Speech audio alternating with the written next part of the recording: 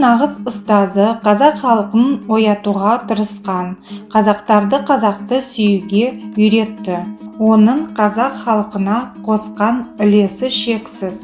Ақын, қоғам қайраткері, қазақтың тұңғыш әдеби лингвист теоретигі, ғалым ағартушы, алаш идеясының лидерінің бірі. Қазақ халқы үшін 5 рет тұтқындалды. Оның өмірбаянын надандық пен әділетсіздікке қарсы күрес деп атауға болады. Все это о казахском общественном и политическом деятеле Ахмете Байтурсынове. Знать и ценить его жизненный путь, деятельности, идеи – наш общий долг. Будущий просветитель родился на территории нынешней Костанайской области в 1873 году. Судьба распорядилась так, что Ахмету пришлось расти без отца.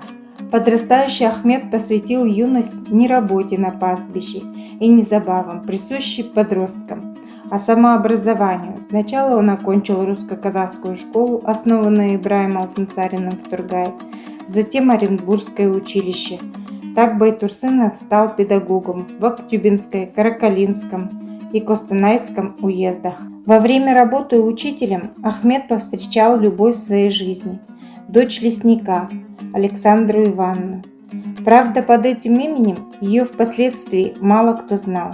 После заключения брака в мечети города Троицка девушка начала исповедовать ислам и стала зваться Бадрисафой Мухаммед Садык Кызы.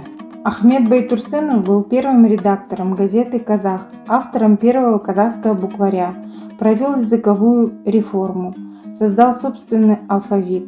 Также из-под его пера вышли такие лингвистические труды, как пособие по родному языку, изложение курса казахского языка, руководство к изучению грамматики. Пробовал себя Ахмет Байтурсынов и как поэт, как баснописец, создавая оригинальные произведения, в которых обличал колонизаторскую политику России, произвол властей.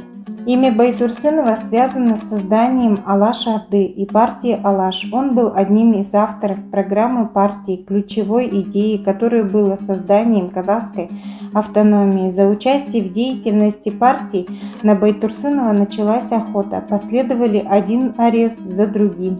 В 1909 году ученый был арестован и заключен в Семипалатинскую тюрьму за распространение идеи автономного самоуправления. В 1929 году случился второй арест Байтурсынова. Обвиняли в том, что во время поездки в Баку он встречался с зарубежным ученым, а также пытался наладить с Мустафой Чукаем. Через год ему предъявили обвинения в контрреволюционной деятельности, подготовке восстания в казахской степи. Потом была ссылка в Архангельск.